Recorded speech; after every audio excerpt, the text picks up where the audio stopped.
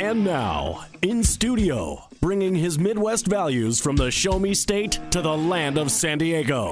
He's a triple threat, licensed as an attorney, mortgage broker, and a top producing realtor who's crushing the competition. Here to deliver you what's happening in the trenches of the market. Your host, Michael Gaddis.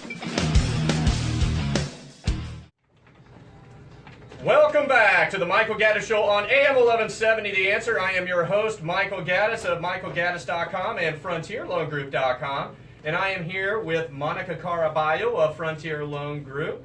And our next topic we're going to talk about is why millennials should buy homes in 2017.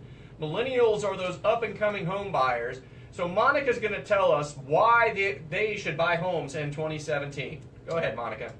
Well, first of all, millennials are the largest population in the United States, making up 74 million Americans. Second is baby boomers. So, wow. Yeah, huge. But the problem is they're waiting. They're waiting to purchase, and there's a number of factors. Let's talk about student loans.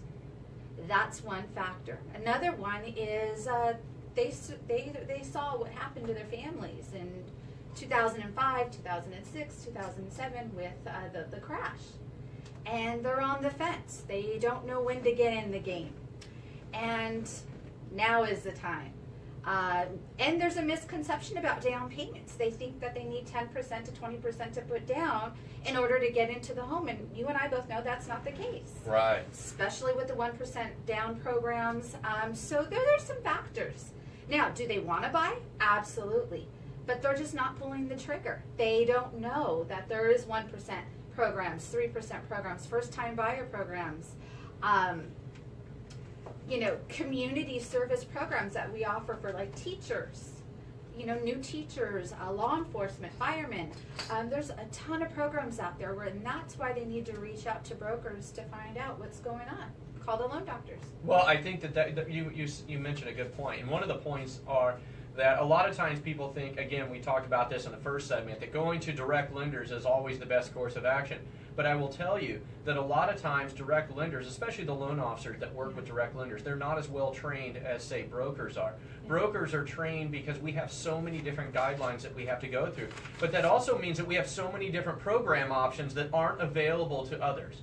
So that's like you were mentioning the Cal FHA type programs, or they have the teacher programs, the public servant programs, all of these down payment assistance programs, even city-centered down payment assistance programs. For example, the city of Vista from time to time will have money available to offer towards its first-time home buyers.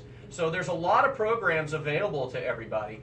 And it's just a matter of if you know they exist or not. So you might be out looking and shopping with a direct lender, and you might not even know that there's down payment assistance programs out there. Interesting statistic, less than 10% of the millennials own homes. Wow. Yeah, that's huge, and there's opportunities there. Now, there is this misconception that there's a housing shortage, but, we know that houses come up for sale every single day. Well, interesting fact. Lawrence Yen, I believe his name's pronounced Lawrence Yen, of the National Association of Realtors, wrote an article in Forbes, and I believe it was in October of 2015 or 16. I can't remember the exact date. But basically the gist of the article is that if you compare the average net worth of a renter versus a homeowner, he claims that the average net worth disparity is 45 times. So what that means is if a renter has an average net worth of let's say $5,000, the homeowner will have a net worth of $225,000. And that's because they let their money work for them. So basically they're paying a living cost the same as the renter. The difference is their living costs are going towards their home. It's paying down principal, and they're recognizing appreciation.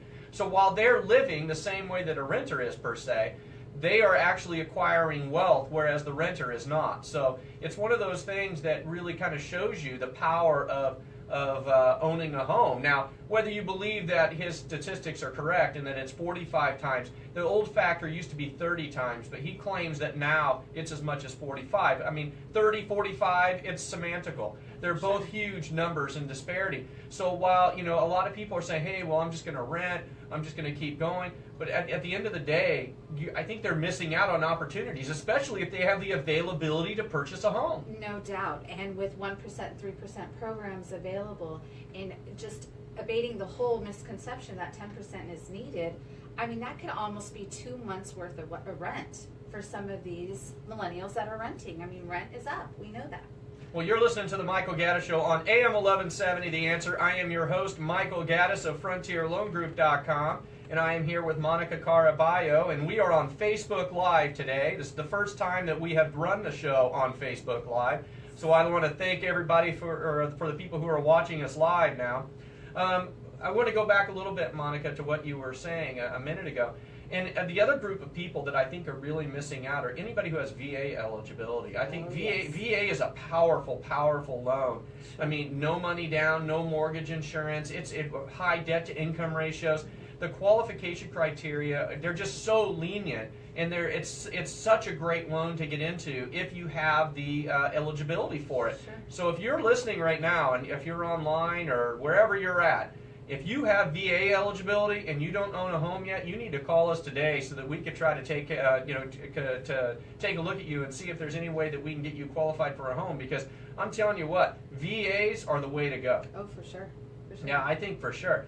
So back to the millennials. So the millennial mind frame is different than that of some of the of the other Generation X and the baby boomers. So but I think part of the problem is that they're driven by media, they're driven by technology, so to speak, and I think a lot of times they don't really sit there and think about what actually is occurring to their pocketbook. A lot of them are saddled with student loans. We were all saddled with student loans. Yes. I had a lot of student loans coming out of college. When I came out of college, I literally felt like I was carrying giant 50-pound sandbags on my shoulders everywhere I went because of those student loans.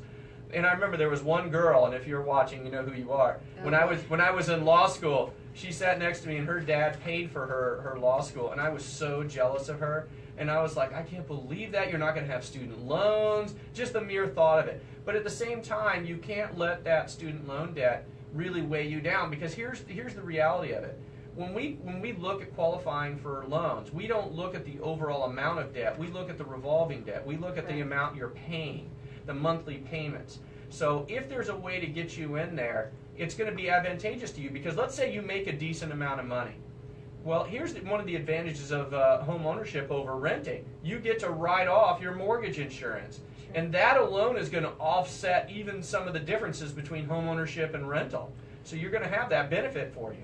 Well, I did a consult with a millennial not too long ago, and student loans and that debt came up. And when that person looked at what a down payment was, she thought, I cannot save enough money for a down payment. But the truth is, with the 1%, 3% programs and some of the multiple programs that we have available, it's totally achievable. Right. Down payment assistance programs are really helpful. Yes. And especially if you know where to get them and how to get them, they can be an extremely valuable tool in purchasing a home.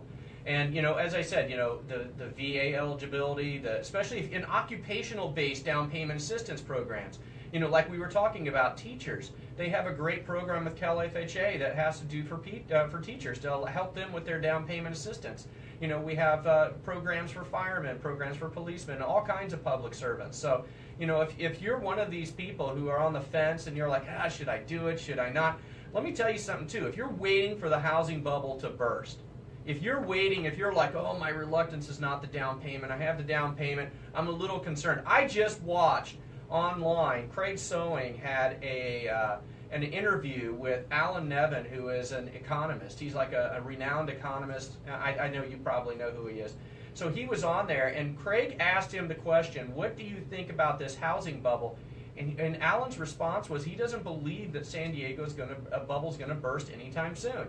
He thinks that it's going to continue to have 3 to 5% appreciation rates. And part of the reason is because we're a global market. We're not a localized market. Where I come from, I'm from Kansas City, and in Kansas City it's a more localized market. Most of the people who buy houses in Kansas City are from other parts of Kansas City.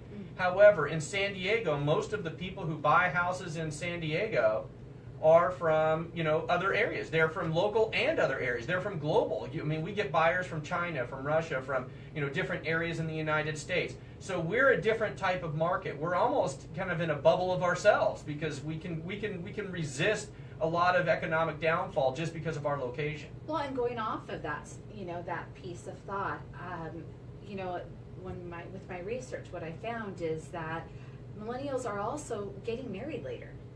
But it doesn't mean that just because you're single, you can't buy a house. Based off of that statistic, that's urgency to buy a house. That's right.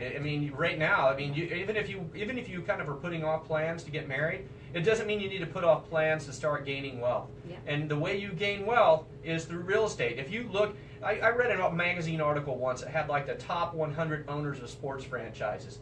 And it was amazing to me how many of them got their wealth from real estate of some sort. Sure. So, it's kind of like follow the flow. If they're doing it, that's what you should be doing. Real estate is something that no matter what happens, it's not like a .com from the 90s.